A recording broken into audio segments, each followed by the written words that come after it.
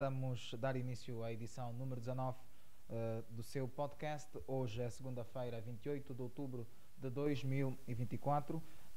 Para esta edição temos o deputado Paulo Faria e eu começo mesmo por saudar e agradecer uma vez mais por ter aceitado o nosso convite. Senhor deputado, muito boa noite. Boa noite, caríssimo jornalista Paulino, e também uma saudação extensiva aos editores do programa.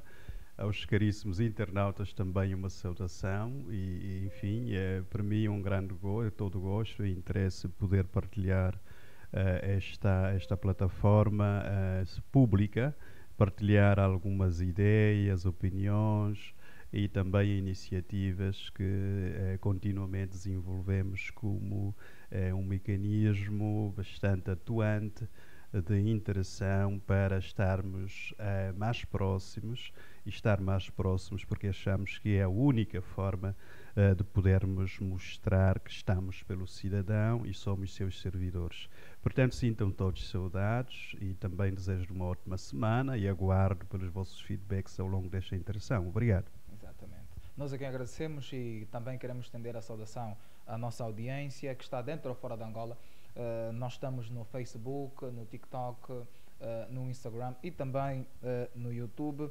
Nós hoje vamos falar sobre os desafios do novo ano parlamentar, tanto para si que quer participar deste podcast, você também pode escrever a sua pergunta no WhatsApp. O número está a passar no rodapé, 931559977. Você também pode enviar o seu áudio de 30 segundos para que o deputado Paulo Faria possa responder. O novo ano parlamentar foi aberto na passada terça-feira, 15 de outubro, do ano em curso, com o discurso sobre o Estado da Nação, proferido pelo Presidente da República, João Lourenço. A terceira sessão legislativa da 5ª Legislatura da Assembleia Nacional tem, entre outros desafios, a aprovação da Lei da institucionalização efetiva das autarquias locais, a composição da Comissão Nacional Eleitoral. Este, de resto, um tema muito falado nos últimos dias, para além do OGE 2025 e outros projetos de lei. A fiscalização aos atos do Executivo e do Judicial vão igualmente ser acompanhados pela sociedade. É por este e outros motivos que o cidadão ou o internauta tem disponível Paulo Faria, deputado à Assembleia Nacional pelo Grupo Parlamentar da UNITA, para poder conversar consigo sobre os desafios do novo ano parlamentar. Senhor deputado, o novo ano parlamentar teve o ponto alto, o discurso sobre o Estado da Nação pelo Presidente João Lourenço. Como analisa o discurso preferido pelo Presidente da República? Ora bem, antes de mais, só para situar os caros internautas, não é? É de lei, é da Constituição que, nos termos do próprio artigo 118, conjugados com o número 3 do regimento, o artigo 118 do próprio regimento, perdão, 103 do regimento da Assembleia Nacional, o Presidente da República inicia a nova sessão parlamentar, neste caso da 5ª Legislatura, sempre a 15 de outubro de cada ano, não é? Portanto, e assim, no dia 15, nós tivemos esse discurso sobre o Estado da Nação e também tem o seu fecho, também nos termos do próprio, os números 4 e o 5º do artigo 103 do Regimento da Assembleia Nacional. O fecho desta terceira sessão, neste caso, vai ser a 15 de agosto do próximo ano, não é? Portanto, o discurso da Nação, aquilo é um relatório, não é? É um relatório exaustivo. Tivemos a atenção de contabilizá-lo. O tempo em que o Presidente fez aquela leitura enfadonha durou 1 hora e 58 minutos. Portanto, faltaram 2 minutos, possivelmente, para o Presidente, enfim, ser o tempo para o Presidente fazer a leitura do relatório. Mas a grande questão é, nós tivemos também o Presidente e o líder da Frente Patriótica Unida, fez no decurso das jornadas parlamentares nas comunidades que decorreu na província da Huila, de 7 a 13 do mês em curso. O Presidente da FIU, o engenheiro Roberto Costa Júnior, portanto, apresentou aquilo que é efetivamente Estado da Nação. Portanto, temos por um lado o Estado da Nação, com factos reais, de um país que está em decadência a vários os níveis, a decadência política, socioeconómica e também níveis bastante elevados de vulnerabilidade social de que padecem a grande maioria, milhões dos angolanos. Portanto, é o estado real de pobreza, de baixo índices de crescimento económico, de um ambiente para se fazer negócio também descrito por organizações internacionais como sendo extremamente precário. Portanto, um sistema político que é classificado pela partidocracia. Neste caso, nós temos uma antropofagia do Estado angolano pelo partido MPLA, e esta antropofagia significa o MPLA como o Estado angolano, que é pertença de todos nós, o que significa que cada um de nós está a ser vítima da antropofagia do Partido do Estado. O MPLA está a comer cada um de nós. E isso significa que temos nós de parar que o MPLA nos coma diariamente um pedacinho dos nossos corpos, não é? Então, e para que a forma de impedir, naturalmente, e aprendermos com o que está a acontecer em Moçambique, não é? O despertar da consciência cívica, digamos assim, revolucionária, que diz que chega, não é? O Estado é uma pertença de todos nós, não é propriedade específica do MPLA. E, neste caso, o que o Presidente há de fazer é a manipulação, não é? A distorção dos factos para vender uma nação fictícia, não é? Portanto, e é esta percepção generalizada, não é? O Presidente não cometeu até, por isso é que nós, os deputados do GPU, exibimos cartazes onde pedíamos que o Presidente se demitisse, porque isto não seria apenas a demissão de um Presidente, mas também a demissão do próprio governo, não é? Que nos últimos aproximadamente 50 anos de independência tem prestado um grande serviço aos angolanos. Portanto, estamos longe de ser um país desenvolvido, um país próspero, e as pessoas são cada vez mais infelizes pelas razões que eu evoquei. E nós, durante as jornadas parlamentares, podemos aferir, junto das comunas, junto dos munícipes da Huila, que a fome, a pobreza e o medo são uma constante permanente na vida dos angolanos. Eu queria mesmo perguntá-lo. O Sr. Deputado recordou aqui a antecipação do discurso da nação feito pelo Presidente da UNITA, Engenheiro Adalberto Costa Júnior. O que é que diferente trouxe em relação ao discurso feito pelo Presidente da República, João Lourenço? Portanto, eu diria que é a antítese, não é? Temos de estabelecer uma antítese entre a ficção e a realidade. Portanto, o discurso ficcional que nós vimos do Presidente João Lourenço a 15 do mês em curso e o discurso sobre a Angola real profunda que nós podemos ver com os nossos olhos nas comunas e municípios da província da Huila durante as nossas jornadas às comunidades, é uma Angola representada naquilo que é o discurso do Presidente Adalberto Costa Júnior. E a caracterização disto é de todos aqueles elementos que afligem, não é? Os angolanos, não é? A pobreza, a fome, esses elementos que o próprio Presidente João Lourenço tende sempre a descontar. Aliás, e a famosa epitáfio, não é? A expressão dele de que a fome é relativa, não é? E não é nada relativa. Nós podemos ver que as comunidades estão a padecer. Nós, por exemplo, eu pessoalmente trabalhei na comuna do Micosse, não é? Que pertence ao município da Matola. Fui mais acompanhantes do nosso secretariado municipal, fomos ao setor do Bamba, não é? E lá, na interação com as autoridades tradicionais, eles disseram-nos que aqui morre-se de fome. E é mesmo testemunho triste, não é? Que punge o coração, que também em setores da serração, não é? Nós podemos também ouvir que aqui morre-se de fome, morre-se de paludismo.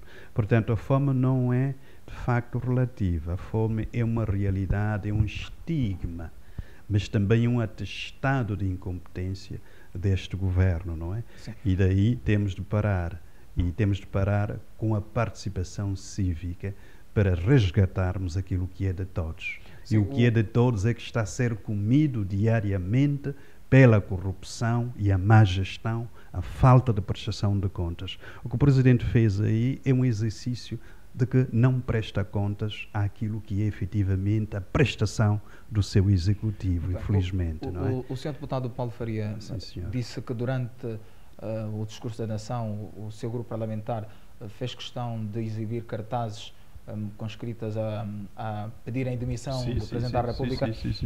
No seu modo de ver, acha que esta atitude vai mudar estas exibições, ou vai mudar a atitude do Presidente da República?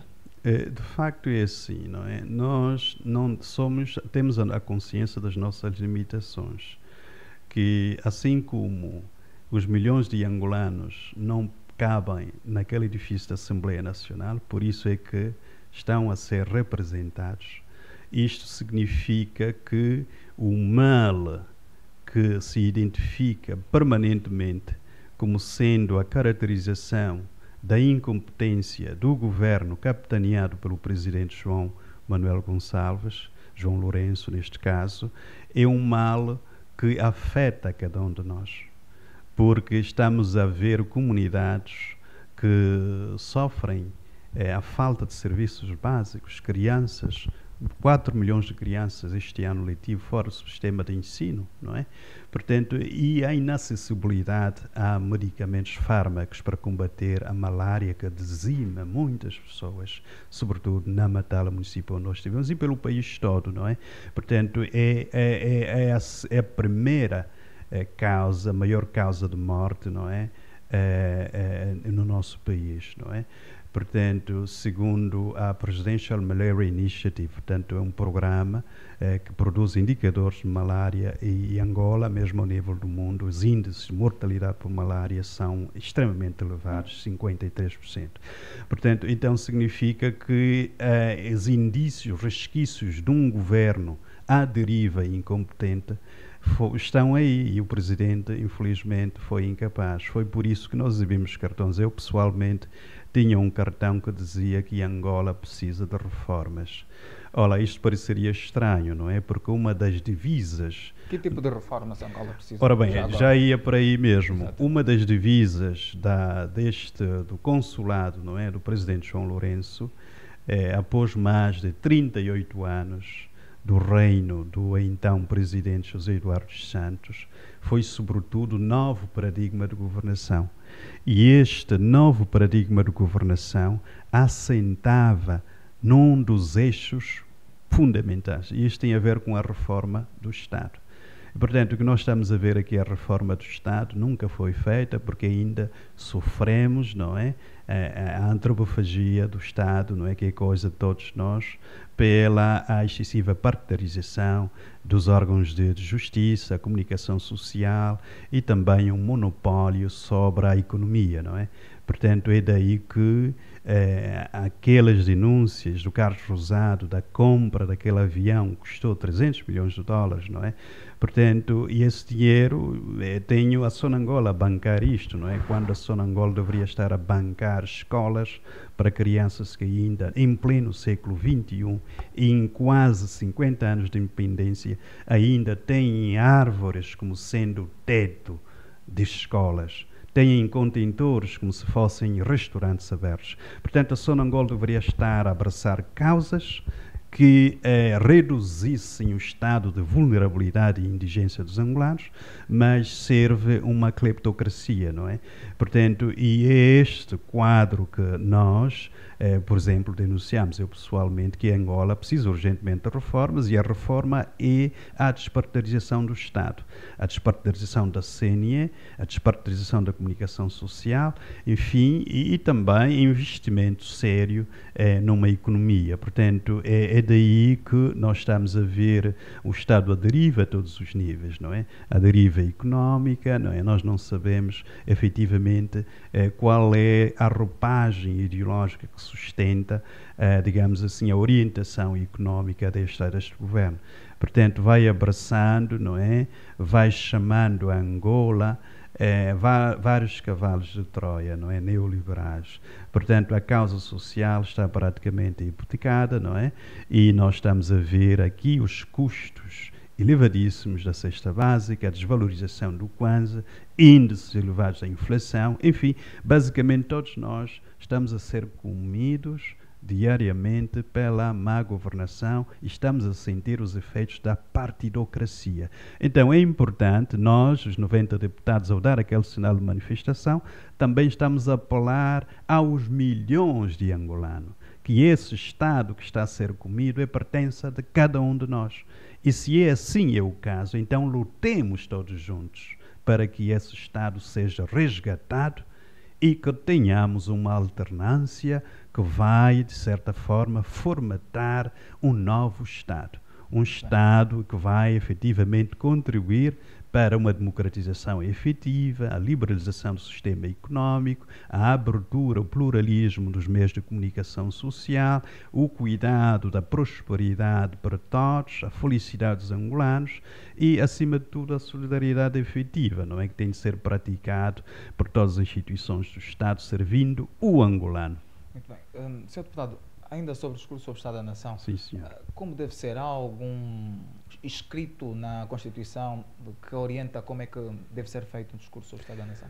Ora bem, eu acho que nós seguimos sempre, não é? Há como que um paradigma, não é, em que o Presidente da República, os seus auxiliares, nós sabemos que ele está constituído por Ministro de Estado, por exemplo, e chefe para a coordenação económica, não é? E tem um para a coordenação económica, outro para a coordenação social, enfim, então todos estes setores compilam relatórios, muitos deles têm de ser testados com factos reais. Por exemplo, nós fizemos o percurso de carro, não é? Huila, Benguela, Luanda, muitos dos troços que o Presidente dizia, por exemplo, do Huila, Benguela, né, não estão concluídos. Não é? Aquilo é um Deus nos acuda, não é? Constitui um fator de insegurança rodoviária. Portanto, há factos ficcionais apresentados pelo Presidente da República. E outro facto, por exemplo, também é um elemento negativo, para não sermos acusados de sermos negativistas, pessimistas. Ora bem, há aí a questão da extensão, por exemplo, do programa Kwenda, não é?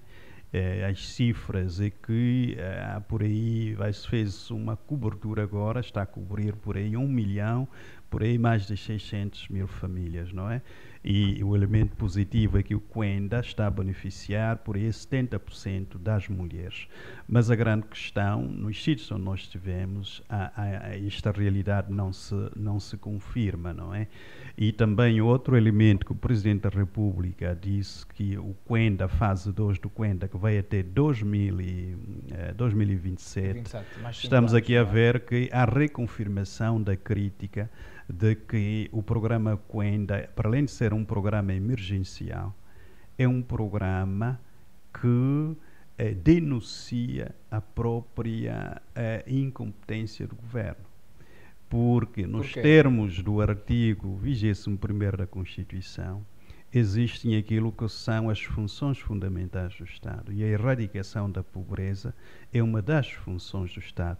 Portanto, o Estado não pode e nem deve atribuir esta responsabilidade fundamental constitucional a entes externos. Estamos a falar de uma instituição da Bretton Woods, neste caso o Banco Mundial, que está a bancou na primeira fase do Kwenda, não é? O Presidente faltou dizer quando é que efetivamente começa a segunda fase, ou disse que termina em 2027, mas eu gostaria de dizer, chamar a atenção aos internautas, que a primeira fase do Kwenda foi financiada de forma global pelo Banco Mundial, que bancou 320 milhões. Portanto, nós ouvimos os responsáveis do Unicef que fizeram uma avaliação exaustiva dos impactos sociais do Orçamento Geral do Estado 2023-2024, que há uma omissão grave, porque dá-se a impressão que o Estado é que está a injetar dinheiro, mas são organizações externas. Significa que o Estado não tem liquidez. Não é? Aliás, a realidade é muito, muito dramática. Porque o próprio Orçamento Geral do Estado, o peso real, peso real é para o pagamento dos encargos da dívida interna e externa, e é 60%. Significa que o Estado só fica com 40%. E mesmo esses 40%, a economia não suporta. Portanto, tem de depender de agentes externos, o Fundo Monetário Internacional, o Banco Mundial, para bancar os gastos socioeconómicos, sociais do Estado.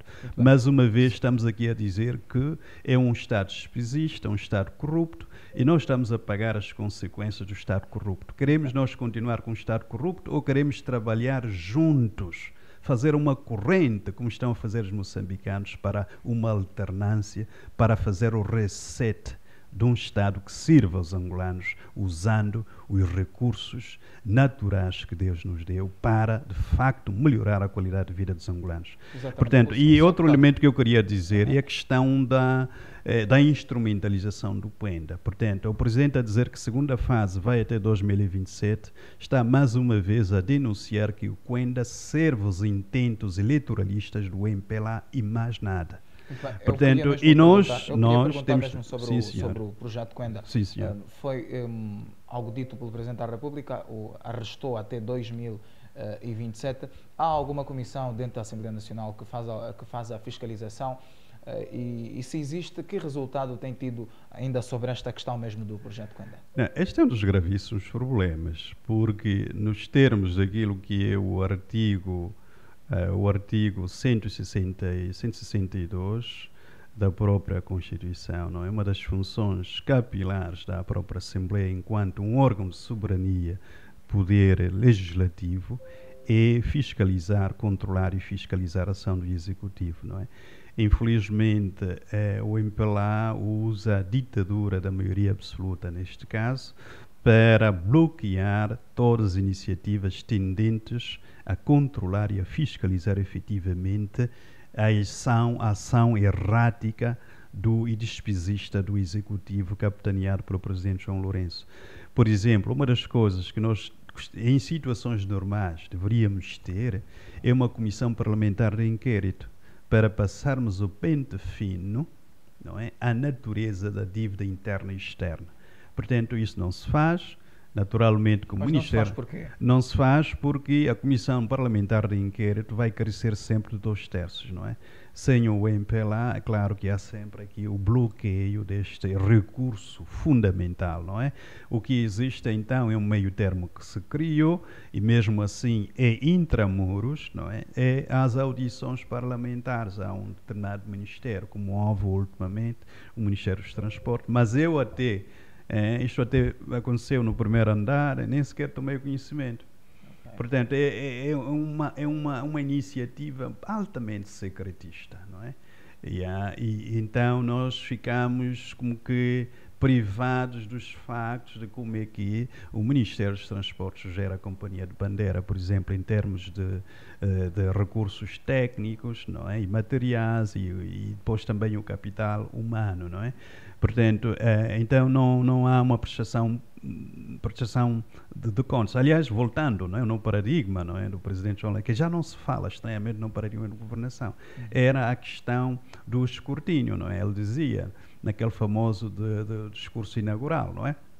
Em setembro, acho que foi 26 ou 27 de setembro de 2017, era que, de facto, que a mídia deveria ser o parceiro do Executivo, porque a mídia ia fazer algo que ele definia como crucialíssimo. E este algo era o quê? Era a questão de passar o pente fino às ações do Executivo.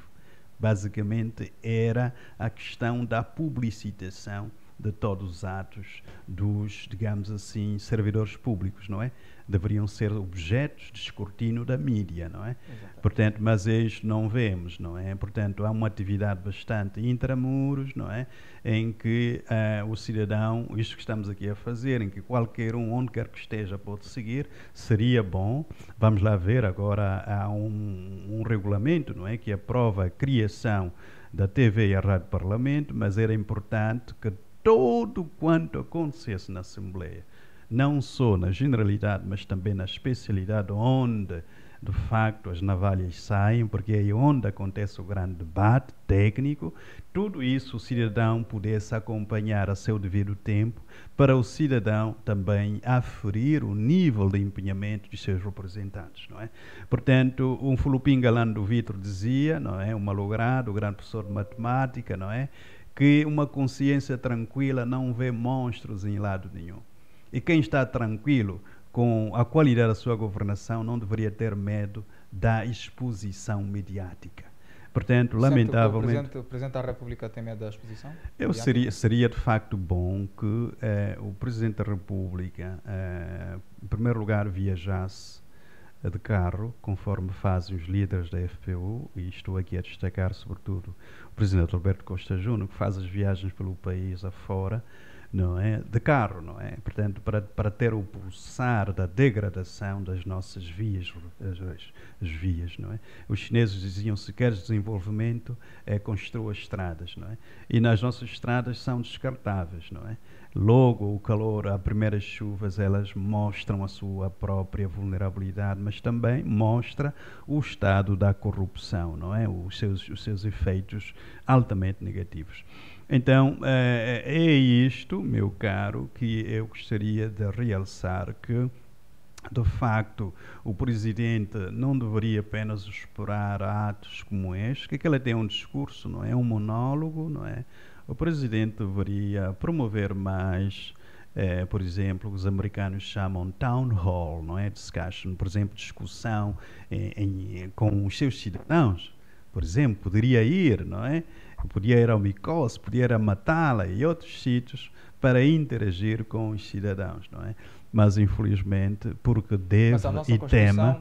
só permite que seja feita na Assembleia Nacional, ou há esta possibilidade não, de então, Presidente não, mas esta aí é a questão do... Há aí um órgão, não é? De comunicação institucional da Presidência. Iniciar aquilo, o Presidente, isso ainda no primeiro mandato, não é? Ele tinha a promover este novo paradigma de governação, teve o entusiasmo, não é? O entusiasmo de periodicamente chamar a mídia, não é? Para entrevistas, enfim. Então é um exercício que ainda não vimos e seria bom se houvesse mais, não é? E que não fosse apenas cá em Luanda, mas aquilo que o Presidente e o Engenheiro Alberto Costa Júnior tem feito, o Estado da Nação, é mesmo lá nos municípios, não é? Parece que foi no Kazenga o primeiro e agora também numa zona bastante difícil, não é? Socialmente também fez o estado de Angola Real, não é? Então o Presidente não pode ser um agente da manipulação e desinformação, mas o Presidente, como comandante em chefe, ele tem de ter coragem de reportar o fracasso de uma gestão desastrosa e incompetente, não é, do seu executivo. E é o momento de nós, gradualmente, irmos preparando o processo da mudança, não é? Mudança ou alternância. Bom, nós vamos avançar, Sr. Deputado. No início, o deputado falou sobre o protesto que o grupo parlamentar da UNITA fez durante a abertura do novo ano parlamentar. Esta será a postura que a UNITA vai usar durante todo o ano parlamentar? Não, isto, eu digo assim, a questão é que a gente não pactua com a falsidade, a mentira, não pactuamos com antivalores, não é? Portanto, a corrupção é um antivalor, a mentira é um antivalor, enfim, a arrogância é um antivalor. Todos os aspectos negativos são contraproducentes ao bem-estar do angolano. E também é um antivalor a partidarização do Estado, não é? Portanto, é um antivalor, por exemplo, a criminalização das vítimas, como nós temos estado a ver aí no caso das demolições no Camama BPC2, não é? Estão agora, neste momento estamos a falar, 4 reclusos que estão presos, não é? Desde o dia 23, não só estão presos, como foram espancados. Espancados porquê? Por defenderem um bem seu, não é? E neste caso são vítimas desprovidas das suas propriedades, ainda por cima sofreram violência física, roubaram os seus bens, telemóveis, 220 mil kwanzas, os blocos roubados, tudo, e estão na cadeia. E nada acontece. Portanto, nós estivemos lá no sábado e domingo, ontem visitamos os próprios reclusos, e a resistência do Comando Municipal de Talatona para nos dizer onde estavam esses reclusos, basicamente aquilo é que é bastante preocupante. O que também revela que a polícia, neste caso em particular, é conivente com os atos de impunidade manifestos pela administração municipal, não é? Portanto, e também o Distrito Comunal do Camama, não é? Aqui o senhor Flávio, não é? De Faquiriri, é referenciado como um dos mentores aqui da expropriação de bens de pacatos cidadãos que têm apenas um sonho, que é o sonho da casa própria. E nós já vemos o sacrifício que estes concidadãos tiveram de fazer para terem isto, mas entretanto estão na cadeia. E as pessoas que perpetraram os roubos e a violência estão aí impunes. Estão a ser eles acusados de quê? De vandalização de bem público. E qual é o bem público? É o vidro de um trator que estava a demolir as suas propriedades. Inclusive uma senhora da único prédio, não é, que já estava erguido, perdeu, estava concebida em estado de mãe, perdeu a sua gravidez fruto. Não, ela ficou mais, falemos também com o marido, ficou mais de 6 horas, é hipertensa, ficou mais de 6 horas sem comida e sem água e sob grande estresse. Tudo por quê? Porque a polícia queria reaver o telemóvel, a senhora esteve a filmar os desmandos e atos brutais da polícia e dos fiscais, até atos criminosos, não é? É interessante também, é bastante nojento ver que tanto na esquadra do Camama BPC2, quanto também no Comando Municipal do Talatona, havia um DIP, que é um Departamento de Ilícitos Penais. Portanto, a polícia e os fiscais perpetraram muitos ilícitos penais. Entretanto, estão à solta e as vítimas é que estão a ser penalizadas, são reclusos. Não só estão a ser penalizados, foram espancados e os seus bens roubados. Portanto, estamos aqui a falar de um regime que, de certa forma, vive e governa de costas voltadas para os nacionais. E nós estamos a mostrar o diferente, não é? Daí o nosso lema, não é? Deputados próximos e ao serviço do cidadão. E nós, ao fazermos esta visita aí no Camama BPC2, como também o acompanhamento que temos estado a dar ao caso da AISCO, não é? Esta siderurgia cujos atos de negligência, não é, laboral vitimaram 3 concidadãos nossos. Portanto, também é um indício de que o deputado do grupo parlamentar da UNITA não é um deputado que apenas levanta a mão, não é um deputado do ventre, mas é um deputado ao serviço do cidadão. Portanto, é isto que nos distingue. E é isto que nos distingue porque nós queremos genuinamente que o governo só é governo se serve. E o melhor serviço é servir o angolano. Em primeiro lugar o angolano, segundo o angolano, terceiro o angolano e para sempre o angolano, conforme dizia o líder fundador da UNITA, Dr. Jonas Malheiro Savimba. Portanto, é que é a nossa praxis. Exatamente. Não é? Eu queria tocar no caso que o deputado levanta, que tem que ver com as demolições de residências dos cidadãos. Sim, senhor. Eu lhe perguntaria, a situação das demolições tem sido recorrente no nosso país. O que leva ao governo a demolir casa de cidadãos? Ora bem, a grande questão para este caso, vamos falar, existem 1001 casos, naturalmente, histórias de vidas destroçadas, de humilhação, de violação dos direitos fundamentais. O direito à propriedade é um direito fundamental, naturalmente, não é? Mas aqui estamos a ver, neste caso, agentes do Partido do Estado a usarem excesso de força e abuso de poder para expoliarem o cidadão. Não só estão a expoliar Angola, a pilhar Angola, mas também estão a expoliar e a pilhar o pacato cidadão, cujo o sonho único é de casa própria. Naturalmente, esta é uma ação de excesso de força, não é? Que evidencia, caracteriza muito também aqui a ideia da fraqueza do próprio Estado, porque entes que vão escudar-se do facto de serem membros do MPLA para cometerem todos os desacatos, não é? E nós dizíamos que um dos elementos também do paradigma de governação é a impunidade, mas são elementos porque, sendo do MPLA e ao serviço do Partido do Estado, acham-se no dever e no direito de expropriarem terras e propriedades do cidadão. E neste caso do Camama BPC2, e nós ouvimos vários cidadãos vítimas disso, é um caso caricato, porque eles compraram, a senhora a camponesa que vendeu as terras está aí. E eles seguiram todos os processos que dita a lei para o reconhecimento, não é? Dessas terras que adquiriram, não é? Os croquis em seu nome, portanto, cumpriram todos os procedimentos juntos da administração distrital do Camama. Significa a administração os autorizou a fazer eles pagaram o roubo e tudo, não é? Obviamente que a autorização não chegou.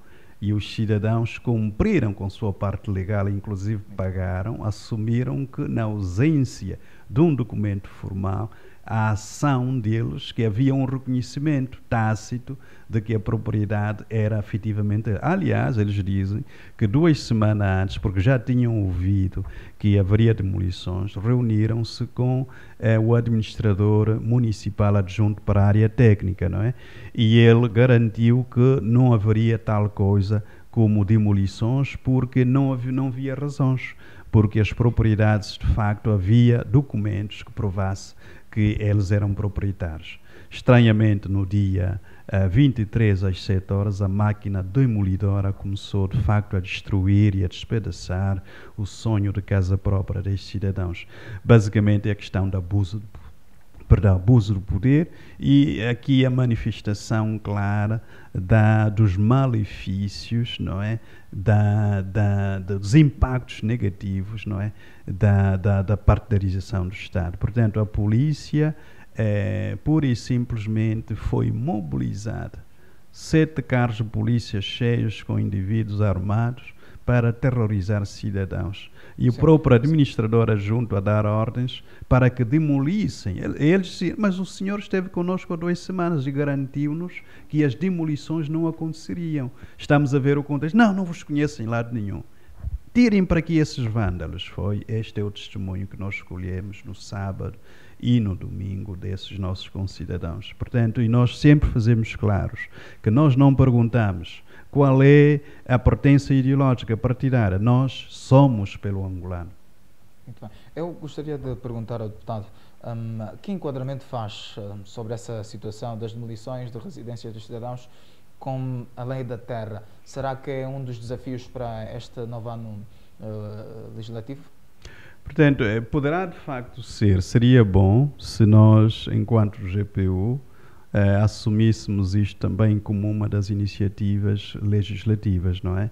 Para o decurso desta 3ª sessão legislativa da 5ª legislatura. Portanto, os termos, já não me lembro agora o artigo da própria Constituição, não é? Faz que a terra é propriedade do Estado, mas aqui a reserva fundiária é apenas um subterfúgio para alguns poderosos, não é, se escudarem neles, não é? Porque, obviamente, aquela ação de destruição no Camama BPC2 não teria partido de um simples administrador municipal adjunto para a área técnica. E mobilizar a polícia municipal e até, também disseram-nos, a área de operações do Comando Provincial da Polícia, não é? Que mandou efetivos altamente armados que estavam aí, não é, a coagir e também, segundo relatos, participaram na pancadaria, deram surras, bateram nos próprios cidadãos. Portanto, a questão da revisão, para já termos uma lei de terra que se adeque às necessidades demográficas do país, eu acho que seria justiça e seria também mais execuível, sabe?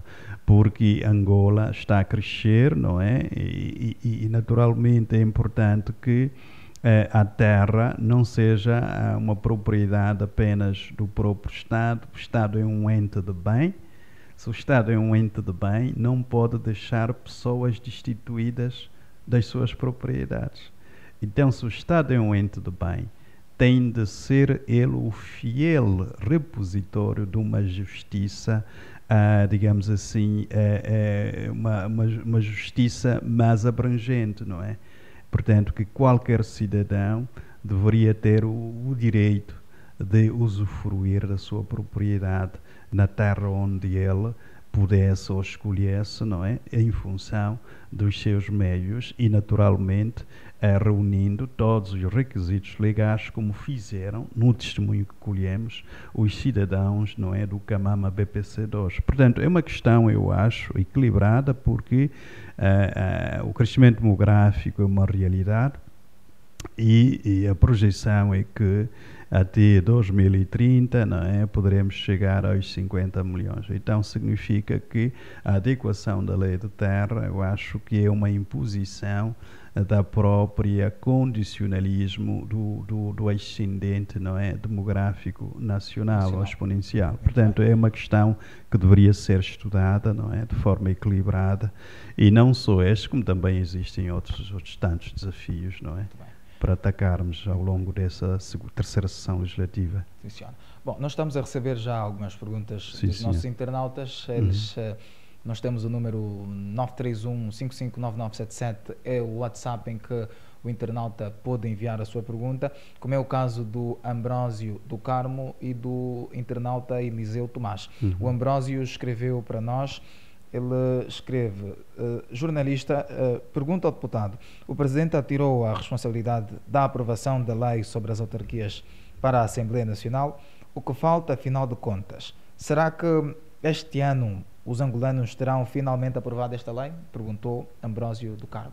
Pois, não, caríssimo internauta Ambrósio do Carmo, eu agradeço imenso essa questão, porque também nós tivemos essa questão quando estamos a interagir com os cidadãos da Serração, que pertence à comuna do Micós. Também tivemos essa pergunta.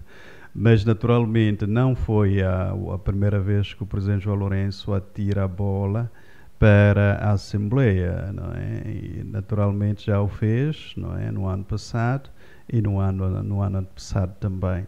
Mas, naturalmente, a questão é que o grupo parlamentar da UNITA, não é, foi a única bancada, o único grupo que foi mentora de uma iniciativa legislativa, não é?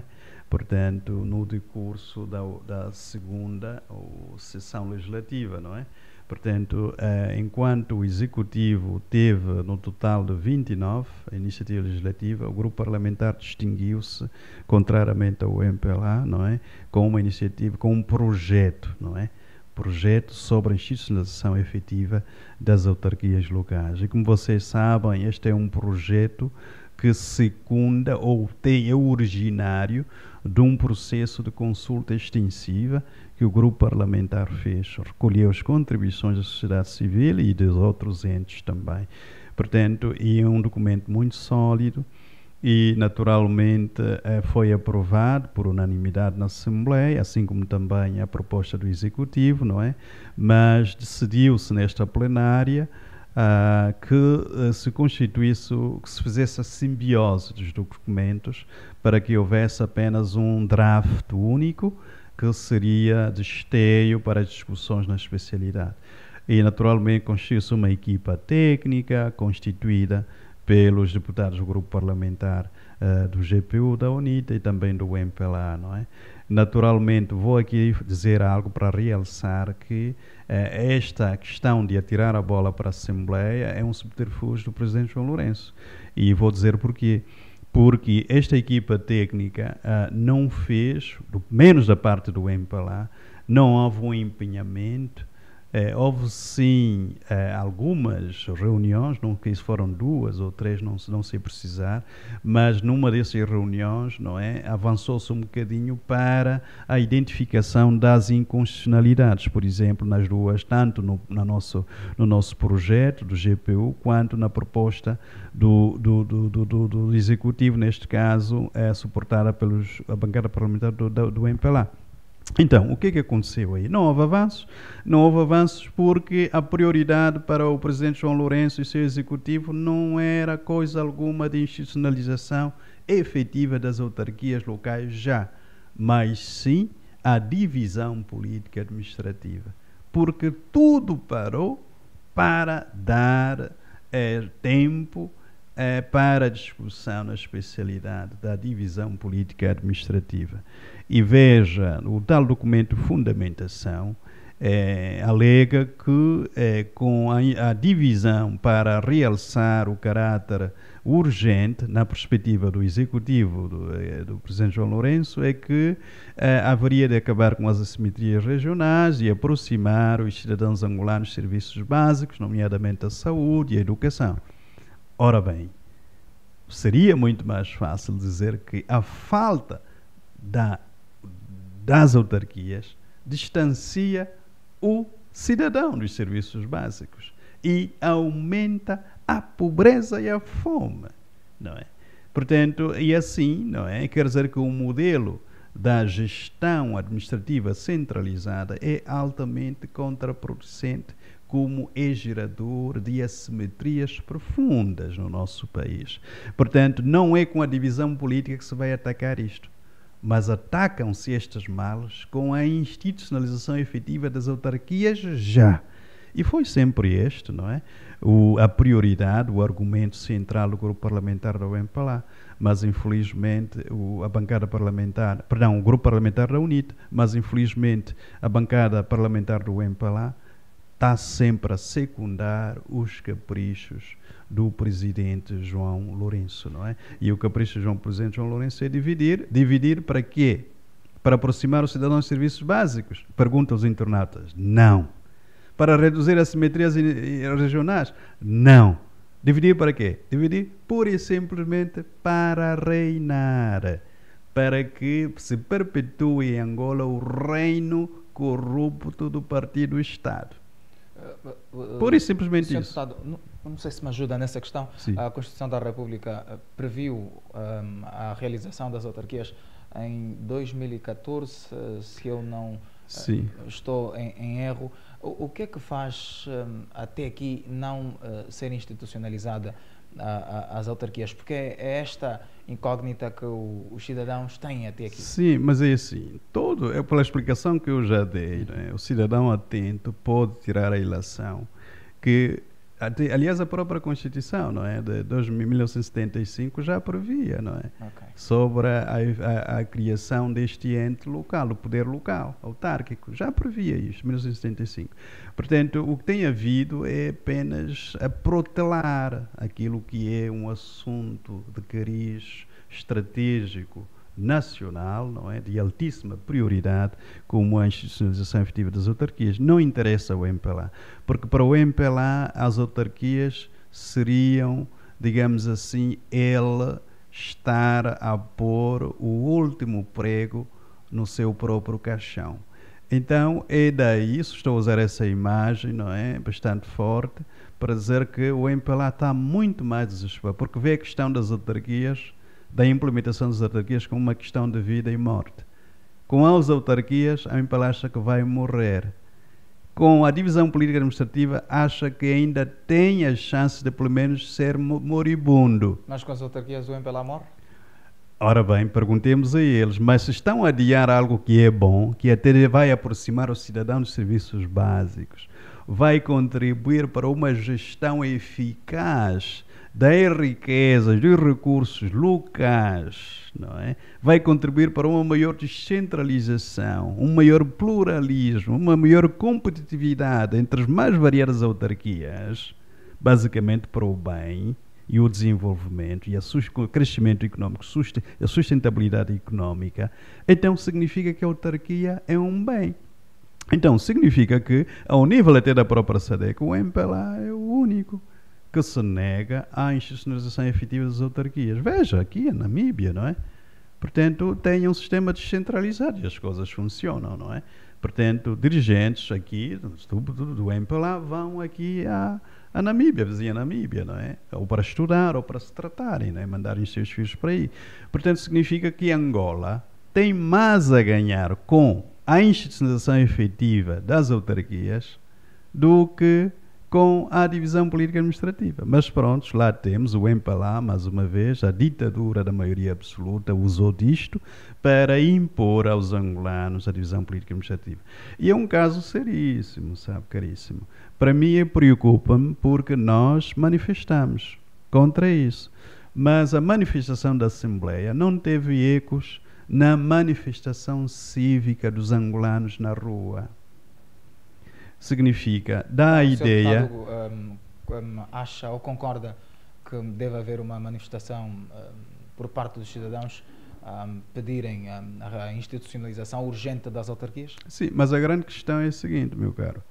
Temos aqui a opção, ou estarmos a chupar o dedo que o Executivo põe na boca de nós e ri de nós, das nossas caras, ou mordemos o dedo do Executivo. Portanto, chupamos o dedo e choramos. Mordemos o dedo do Executivo, o Executivo chora. E quando o Executivo chora, vai ajoelhar-se diante do soberano, porque é no soberano onde efetivamente reside o poder efetivo. Portanto, aqui já compete a consciência cívica dos angolanos e das angolanas. Portanto, e a questão da participação, a questão da democratização, não é apenas um recurso, neste caso, da UNITA ou da FPU. Todo angolano ciente da situação trágica, decadente que se encontra Angola, com aproximadamente 50 anos da incompetência e desgoverno do MPLA, todo cidadão deve sentir-se na obrigação de ser um cidadão ativo, muito bem, proativo. Bom, sim, senhora. Sr. Deputado, esta questão do Ambrósio do Carmo está respondida.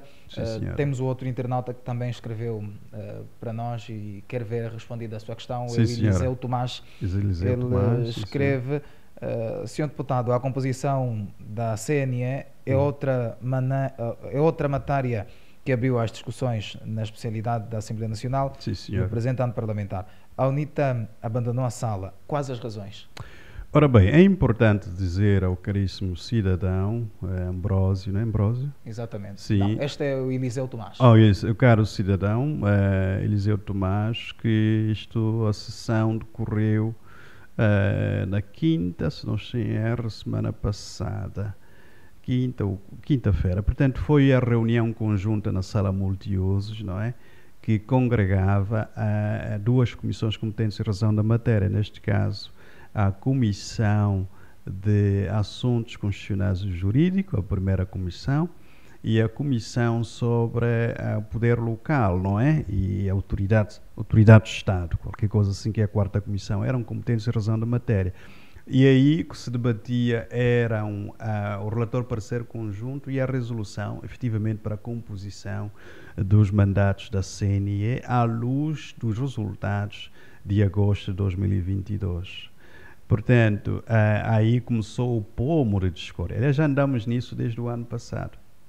E o MPLA tem insistido, sem argumentos de razão, de que tem de manter os mesmos números de representantes, neste caso 9 representantes, como os tinha quando conseguiu, nas eleições de 2017, a maioria qualificada. Ora, o MPLA perdeu, não é, deputados, e a UNITA aumentou para 39, se não estou em erro, deputados. Portanto, significa que matematicamente a UNITA, como aumentou, tem também de aumentar o seu representantes na CNE. Portanto, o MPLA, como diminuiu, também tem de diminuir para 8 os seus representantes na CNE, pelo menos. E aqui o pomo de discórdia, algo caricato, é que a resolução dizia quem leu é o Milonga, o deputado Milonga, que é uma resolução enfim, da iniciativa do Grupo Parlamentar da UNITA, mas não é o caso. Como o Grupo Parlamentar da UNITA não haveria de escolher para si apenas 4. Mas o MPLA que está a impor esta aritmética irracional, não é? É de facto a irracionalidade aritmética que o MPLA está a querer impor aos angolanos, não é? Portanto, e diante da irracionalidade, você não vai ficar aí a falar com alguém que está a insistir no erro, não é? Portanto, a melhor forma é dar costas e explicar ao soberano povo o que se está a passar. Portanto, vamos lá ver se prevalece o bom senso, porque já estivemos aqui, não é? O que se espera é bom senso, não é? Ora bem, o sentido de Estado. Em termos numéricos, aceitar a racionalidade numérica, não é? E evitar a questão de argumentos, portanto, da imposição, não é? O argumento se dá irracionalidade, significa impor algo que eu sou incapaz de matematicamente justificar, não é?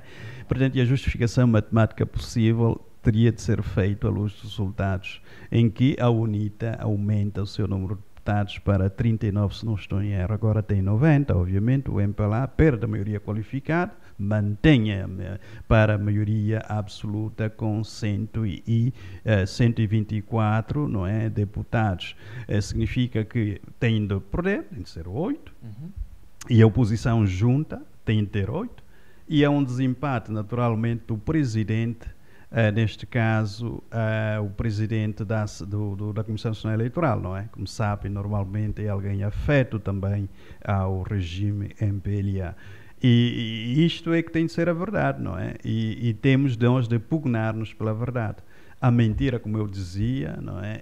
É um antivalor e nós não pactuamos com antivalores, não é? Portanto, é daí que nós saímos e haverá amanhã.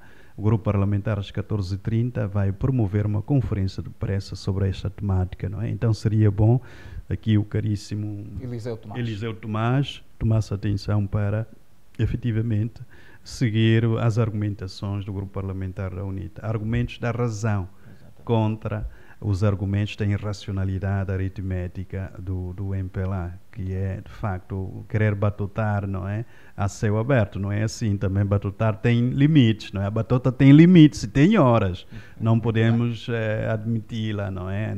Desta forma, não é? Yeah. Bom, Sr. Deputado, quanto à composição da entidade reguladora da comunicação social em Angola, como é que estamos? Ora bem, também é um pendente, não é? O Grupo Parlamentar da UNITA tem também de submeter uma resolução para a renovação do mandato da ERCA, não é?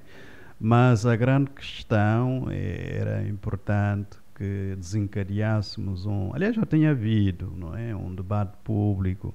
Por exemplo, o Movimento Cívico Mudei tem feito monitorias de imprensa, não é? E os indicadores que têm produzido uns estudos bastante sérios é que a mídia é pública, formalmente, mas é privatizada é a propriedade privada do MPLA de facto. Formalmente é a mídia pública, os recursos decorrem do Orçamento Geral do Estado, mas na sua funcionalidade, na sua prática, é uma mídia privada do MPLA. Então, que fosse o MPLA a financiar a Rádio Nacional de Angola, as edições 11 de novembro, o Jornal de Angola, as TPAs, enfim, que o MPLA pagasse isso. Não é? Agora, não é usar recursos públicos para promover uma tipologia de comunicação social serviçal até, não é? Ao próprio MPLA, neste caso, promovendo o quê? Não mídias que respeitem a liberdade de imprensa, não é? Que se pauta pelo incremento e da compreensão pública sobre recursos de interesse público, naturalmente aquelas questões sociais e económicas. A mídia tem de decantar os factos, não é? docuenta, tem de ir ao fundo dos factos, a qualidade das estradas, quantas crianças estão fora do sistema de ensino, as crianças cujos pais, por desespero, na Coutinha, estão a ser entregues à prostituição dos chineses, a troca de peixe e bens materiais. A mídia tem de ver isto. Portanto, aqui a questão da isco, da explosão, negligência grosseira, laboral, não havia equipamentos de segurança para os trabalhadores. A mídia tem de ir ao fundo. Quem são os donos angolanos que estão por detrás da isco?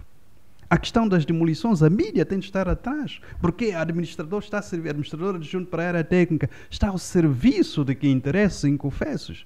Mas não, temos uma mídia que serve do, não é, digamos assim, é um circuito, não é?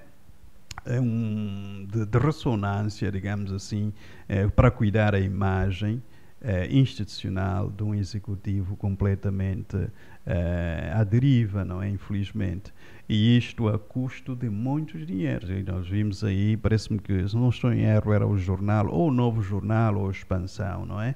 Dizia que num período de 5 anos, não é, a mídia custou por aí mais de 320 e tal milhões de dólares, não é? A mídia pública, aos cofres do Estado. E a custo de quê? Em termos de qualidade de serviço, em termos de escrutínio, em termos de veiculação de conteúdos de grande interesse público? Zero. Muito bem. Bom, Sr. Deputado, nós estamos já com pouco tempo, estamos mesmo a escassos minutos para terminar a nossa edição. Queremos olhar um pouco sobre o OGE 2025. O que é que vai acontecer? Que proposta a UNITA tem neste novo ano parlamentar sobre o Orçamento Geral do Estado? É assim, meu caro, como eu já dizia antes, não é? O Orçamento Geral do Estado, aquilo está um bocadinho longe de ser um Orçamento Geral do Estado. Aquilo é um Orçamento Geral do MPLA. E digo isto por quê? Porque não é normal que, vezes sem conta, a fatia que vai para as áreas nevrálgicas do Estado, como eu dizia antes, para ajudar o Estado a cumprir as suas funções fundamentais de erradicação da pobreza, não é? Combate à fome, não é? Promoção, não é? De oportunidades laborais para os jovens desempregados, não é? Não faz absolutamente nada, não é? As consequências pesadas da má governação e da corrupção, não é? A fuga do dinheiro, do recurso de todos nós, não é? Para os bolsos de entes individuais. Portanto, tudo isso faz com que tenhamos apenas uma fatia pequeníssima, que é 40% do Orçamento Geral do Estado, para estes setores.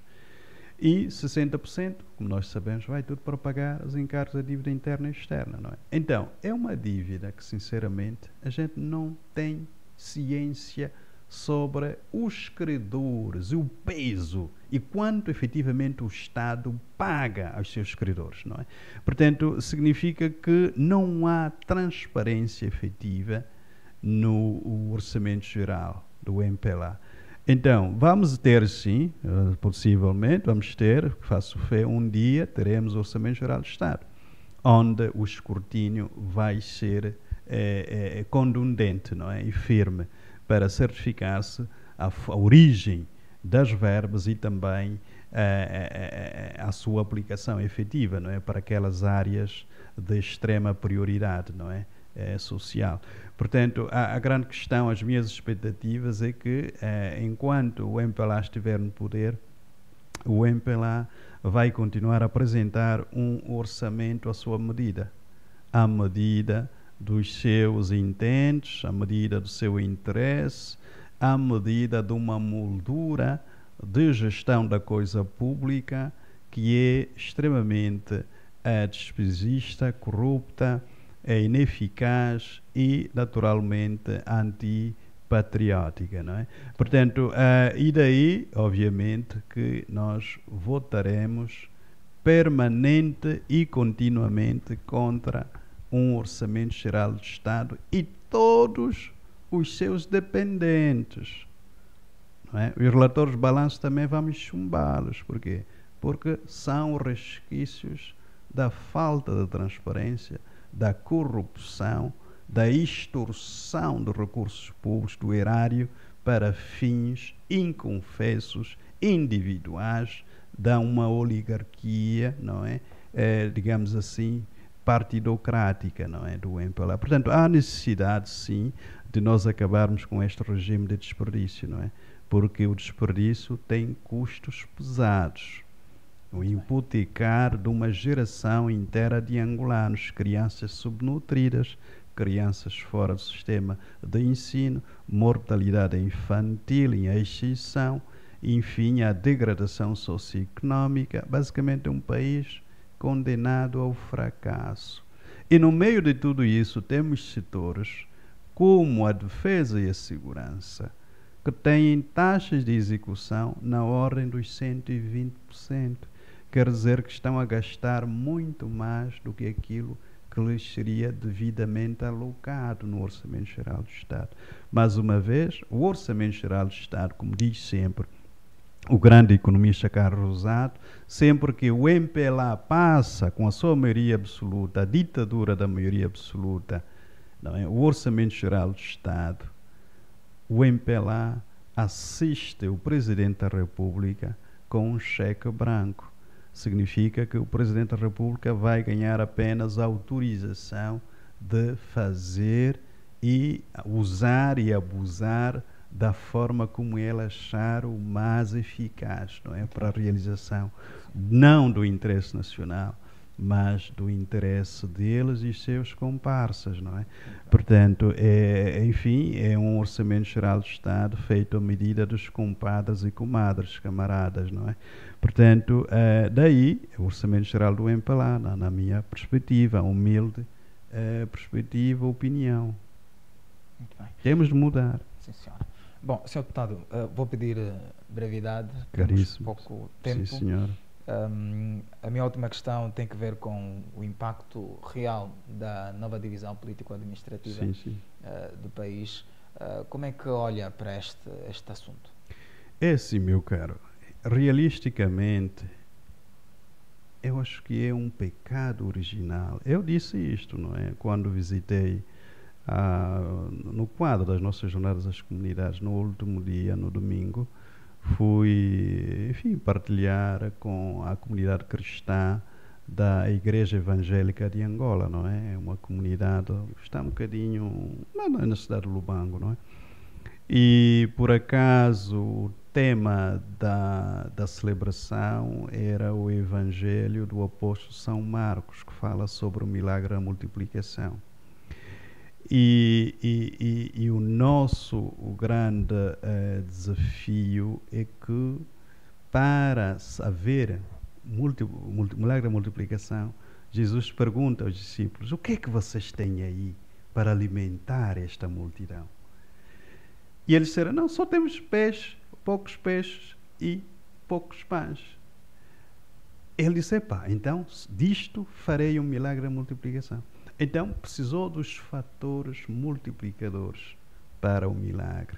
E os fatores eram os poucos pães e os poucos peixes. E nós também temos isto. Infelizmente, os fatores multiplicadores do Orçamento Geral do Estado são os recursos naturais que Deus deu ao nosso país, não é, infelizmente mal governado, que deveriam ser para, enfim, serem empregos para a melhoria, não é, da qualidade de vida dos angolanos, não a subjugação deles e a imposição de um estado de extrema precariedade, não é, socioeconómica. Então, o que nós temos de fazer efetivamente é continuar a lutar para que o nosso país seja um país à medida dos nossos sonhos, não é? Mas eu continuo a pensar que este país só será a medida dos nossos sonhos quando este país renascer das cinzas. E o renascimento das cinzas será o início, o despontar de um novo amanhecer para o nosso país. E isto, naturalmente, vai realçar o caráter urgente da mudança, não é? Em 2027. E temos de chegar aí juntos, não é? Cada um de nós tem de ser um obreiro, não é? Da alternância em 2027. Muito bem. Sr. Deputado, nós estamos mesmo já a encerrar. Não queríamos, sem antes ouvir as últimas recomendações que deixa a todos aqueles que nos acompanham dentro ou fora da Angola, Sim. aos nossos internautas, ao governo, enfim. Que últimas recomendações deixa? Ora bem, a recomendação é que continuemos a seguir o que está-se a passar em Moçambique, não é? Porque Moçambique, como Angola, é governado desde 1975 pela Frelimo. Também a estrutura de gestão da coisa pública tem a mesma textura, configuração como cá no nosso país, não é? Portanto, o MPLA é a Frelimo de Angola e a Frelimo de Moçambique é o MPLA, não é? Portanto, então há este grande problema de nós continuarmos, este grande desafio cívico, continuarmos a ver o que está-se a passar em Moçambique como um tubo de ensaio dos próximos capítulos, não é? Para o nosso próprio país. Portanto, e a grande questão é que aqui a caminhada, a luta pela mudança, o povo no poder, portanto, é uma aspiração de todos os moçambicanos, apesar da objetiva violência covarde que a polícia está a praticar contra os próprios cidadãos. Portanto, é uma escola, sim, de cidadania ativa, e a cidadania ativa tem preços e tem riscos, não é? São sacrifícios que os nossos irmãos de Moçambique estão a suportar, mas estão a suportar porque creem que, infelizmente, só assim que vão se ver livres, não é, de um regime tão... eu até não tenho expressões possíveis para classificar. É o despótico, enfim, é a coisa mais ruim que pode acontecer a um povo, não é? E nós temos também esse regime, não é, que temos de erradicar um dia, não é? E a erradicação tem de ser o resultado, não é, da soma das nossas ações individuais ou coletivas, orientadas para operar o processo de renascimento ou, digamos assim, um processo da alternância, não é, no nosso país. Portanto, é tudo quanto tenho a dizer e uma abração grande para os nossos internautas. Por favor, não esqueçam o caso que ocorreu na ISCO, morreram 3 angolanos, portanto, a solidariedade se manifesta, não é? Também pela forma como nós publicitamos e pressionamos casos do género. Também não nos esqueçamos das destruições arbitrárias que, enfim, os cidadãos do Camama BPC2 sofreram das mãos daquelas autoridades que deveriam, por lei, protegê-las, não é?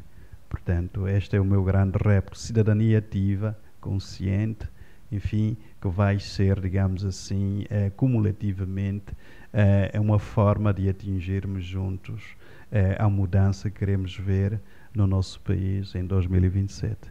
Muito bem. Sr. Deputado Paulo Faria, Presidente da 7ª Comissão da Assembleia Nacional, nós agradecemos por ter estado connosco e queremos contar consigo nas próximas emissões. Sempre a vosso dispor e muito obrigado. Muito obrigado. Sim, senhor. Um obrigado a si que escreveu para nós, é o caso do internauta Ambrósio do Carmo e Eliseu Tomás. Todos aqueles que escreveram também nas nossas páginas no Facebook, UNITA Parlamento e Juventude Avante, nós já agradecemos muito. Queremos igualmente contar convosco nas próximas edições. São, neste momento, 21h05 em todo o Espaço Nacional. Está a terminar a sua 19ª edição. Na segunda-feira próxima, estamos juntos. Até já. Boa noite.